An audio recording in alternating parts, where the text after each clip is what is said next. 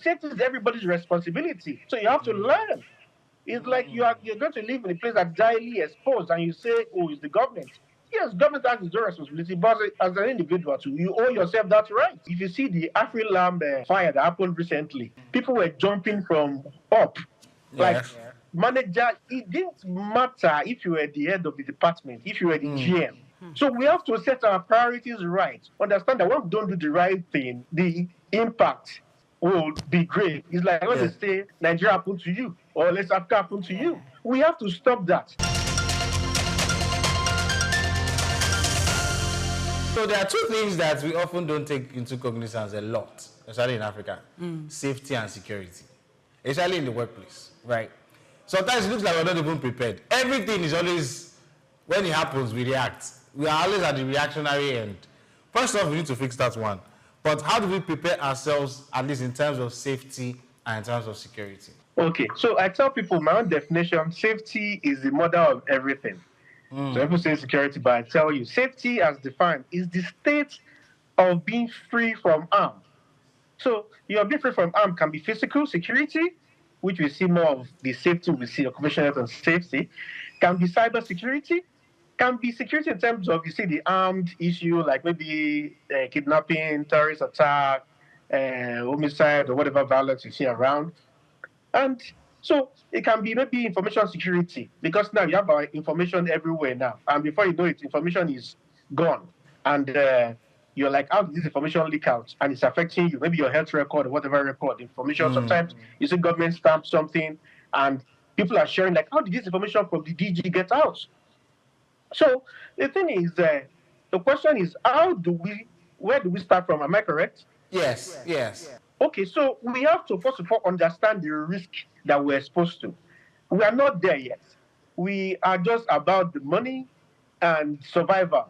And if you see the hierarchy of needs, you see that like we're trying to struggle, but we need to move away from that. Because, for example, if you see the Afri-Lamb fire that happened recently, people were jumping from up, like Yes. manager. It didn't matter if you were the head of the department, if you were the GM, Yeah. you wanted to leave. If you look at the GNI fire too, that said had like a brothers that were burnt. How do you tell the family that these people are gone? So we have to set our priorities right. Understand that when we don't do the right thing, the impact will be grave. It's like when they Yeah. say, what do you call it? Nigeria happened to you, or let's Africa happen to you. We have to stop that. For example, look at the Anthony Joshua incident. The driver, they said, was over speeding. He drove off the road, and before you know it, two people were gone. Like, the other friends were gone. If you look at the incident of Chimamanda too at the hospital, and before you know it, the child is gone. So when we understand that if we don't do the right thing, it's not like thinking it cannot happen to you. It can happen to anybody. Either you are the president, you are the governor, you are whoever you think you are. If Okay, the so system is not put in the right way, yes. you will be affected. The truth is, even if we're supposed to rank how safe we are, right? We already have agreed that we are at the bottom. Okay, so let's leave that one on one side. But again, how early should we begin to prepare ourselves? Because the truth is, look, you cannot be overly prepared. Even the safest places can probably be the most attacked or the most vulnerable. Even depends on what the attack is. How do we prepare ourselves? Because I saw some of your advocacy work that you've done. Training. You've done from children. You are doing CPR training. That one, God knows many of us don't even know how to do CPR. If there's a need to start now, we don't even know where to press, how many compressions we have to make, or how to tilt the person. Many of us don't even know this kind of basic training in terms of first aid. Where do we even begin to fix this problem? So, like they say, if you didn't plant a tree yesterday, the best time to plant it again is today. It's today. So you have to look at what are the potential things that could go wrong. Let's say, for example, in your house, let's not even leave the office, in the house, a fire can start. Does everyone in that house know how to operate a fire extinguisher? You know how to pull the pin, aim, the nozzle at the base of the fire, squeeze and spread? Yes. Do they know how to evacuate? What do they run away from? Is there a window if the house, maybe the front gate is locked, the door is locked, there's another way they can escape? Do you have all this information? If somebody is choking, do you know what to do in the house? Then bring to the office space too. So, what are the potential risks that we're expected to see? Is it, for example, your TV is smart? Are you going to say, oh, because you see your neighbor's Wi-Fi that is open, you want to connect it? So look at what could happen. Can they shut down the TV and destroy it and it cannot work again? Or can they steal information from there? So we have to identify what are the risks, what are the dangers that we can be exposed to on the web, on our phone. You see a lot of our parents, the elderly people, even young people now, they send them messages on WhatsApp. Before you know it, they click it. So we say Coca-Cola is giving out $1 million. They click it. Or they say, okay, share this thing. So we have to understand where are the risks coming from my smart TV, from my phone, from my computer, from my activities. Okay, we're in the kitchen. What can happen? Something can, oil can spill. What are the basic first aid kits I need there? So we have to identify where the dangers are. How do you provide response? For example, I was seeing the picture of the snake bite that Yeah. killed a young musician. So what are the things that could go wrong in the house? Well, there can be a snake if the right things are not put in place. Maybe the house is bushy, so maybe there is no the environment is not well cleaned and everything. So what can we do? So do you want to have antivenom? That might not be practicable, but do everybody know what to do when you have the snake bites? Who teaches Is these there a things then? close hospital that I can respond to? Because Yeah. again, many people don't even know have like a relationship that I can rush to. They probably have the hospital is like 30 minutes, or like, but in case of an emergency, what the hospital that I can reach in 2, 3, 4 minutes, 5 minutes maximum. So what do you do before you get to the hospital? What are Okay, the Mr. basic first Adeleke, aid? what are those simple things, the first things people need to do, or those simple things that people need to understand first, in case there is an emergency? Because this is the proactiveness we're talking about for security and safety. Before snake bite, what do we need to know? Before fire outbreak, what do we need to know? Some of these things, the basics, what are they? Yes. So basically, like I said, it's still around the risk assessment. Identify the risk in your environment. What are the potential for this to happen? And when it happens, what do we do? For example, for snake bite, we tell people you have to go to the hospital for them to give you antivenom. Yes. But before you go, our body is like a water tank. There's the pump. So your heart is like the pump. If you have all of us have our water tanks in our house, we have the pump. Your heart is the pump, the water pump, pumping the water to the house, to the tank, and everything. So in case you have a snake bite, you have to stay calm because the moment you start panicking, what happens? Your heart starts pumping very fast, and at that rate, it supplies the venom all through the body. So before you know it, Okay. your organs are shutting down. So you want to be able to uh, manage the rate at which your heart pumps. That is one. Pumps. Two, for the fire, you have to ensure that, okay, what are things that can cause fire? Okay, do you have a socket? Am I overloading my extension? Because I see people, one small extension, 1,000 chargers are there or plugs. So you see something probably melting, fix it. You see your breaker is probably melting, fix it. Sometimes go around your house to check where are the areas that we're having potential electrical issues. You see a spark, don't just overlook it. Also, have fire extinguishers at home and fire balls. They can help. So you have to be able to assess what are the potential things. For example, for choking, can you do what you call the Hermit maneuver? So you have to be able to practice these things. When you put your hand at the navel, put the other hand, you try to give a compression and you push up around your navel. Just push it in and up, just to drive the item that's probably blocking the airway, causing the Yeah. choking. So you have to understand what are the potential issues. Is it cyber? What are the areas I'm exposing myself from my WhatsApp, from my Instagram, from my online exposure? Who What are are those the that are supposed to be teaching this? it's in the office, but safety is everybody's responsibility. So you have to learn. It's like you're going to live in a place that's highly exposed, and you say, "Oh, it's the government." Yes, government has its own responsibility, but as an individual too, you owe yourself that right.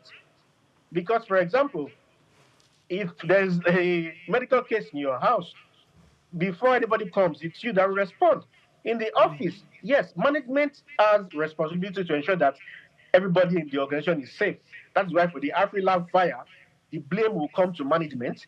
For the GNI, the blame will come to the management. So management will always come for all these things because in the organization they owe us responsibility. If you look at ISO standard, the clause 5.1 talks about leadership commitment. Leaders must be commitment. Top management must show commitment. It can go from as little as providing the right chair, ergonomic chair, providing a computer system that is not it's the screen is protected to prevent the staff from having eye issues. Looking at the hazard exposed to the in the workplace, is it from rays of light, is it from being exposed to heat, is it from sitting for many hours? Because for example, I know the time I was speaking with one of my uncles and son, they're like, uncle, like I spoke to him pidgin that this chair where you do sit down, say if it affects your back, they say, guy, lock up, nothing they happen. Years back he called me, bro, my back is paining. He was in London. They're like, my back is paining. Like, what happened? Said, I think that's what he told me along while the way I sit. So, to posture, management will show that the workplace is safe. In case of emergency, they must put emergency response procedures in place and they must be tested. It's not just documented. We must do drills. But Adeleke, some persons feel that these things are not cost effective. They feel we are spending too much on some of these basic things, and they feel when it happens, there's always a way out. What do you have to say? Or is the will of God? Or is the, maybe that is how Let's God just wants it. So, in that kind of situation, what do you expect the workers to do? So workers will, let's say, ownership. They will try to ensure they take ownership of their own life because safety is their own responsibility. So if you're in a workplace that is not safe, the advice I'll give people is tell management this is not safe. And work with management to ensure that those things are gradually solved because sometimes the finance might not be there. But how do you ensure that you mitigate these things while you're trying to and eventually at least reduce it to what we call alarm? That is as low as reasonably practicable. So you owe yourself that. Then management also must ensure that things are done. Yes, money might not be there, but gradually work towards ensuring that it is reduced. And if you see that the office is not doing that for you, my advice is you should leave and get an organization that would do you better. In an economy where jobs are not available, then start your own job. You start our own job. Okay. I like that forward thinking. But again, there's another thing that is very common lately. It's called risk management. We hear these things all the time. And AI, technology has been quite helpful in managing risks. But it seems like it has not been largely embraced by African businesses. How do we change that narrative? Okay. So awareness. Because again, we say about it's expensive, but eventually when it happens, all you labored for can go down the drain.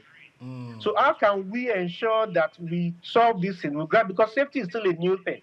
About 2-3 years ago, I was involved in helping some banks establish safety management system as part of the requirement that CBN gave for compliance. So it's a gradual thing. We should start adopting it. Because when the incidents happen, everything you think you've labored for can go down the drain. Look at the GNI. So if, let's say, you say it's expensive, look at the GNI building. What do you think will happen now? The building might be bulldozed to the ground. Let's say, for example, now, the Christ Embassy structure in the Kenya that fire engulfed. Yeah. The building is down now. So eventually, now, the organization has to manage the perception that, they are not good, they are wicked, or they are not committed to safety. And that is brand erosion.